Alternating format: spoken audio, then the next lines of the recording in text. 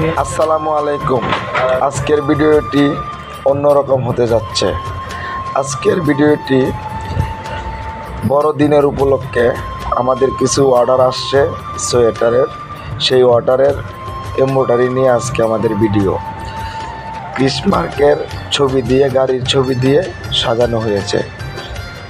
একজন দক্ষ শ্রমিক দ্বারাই এমব্রয়ডারিটা কমপ্লিট করা হচ্ছে। খুব গুরুত্বপূর্ণ একটা ক্রিটিক্যাল এমব্রয়ডারি।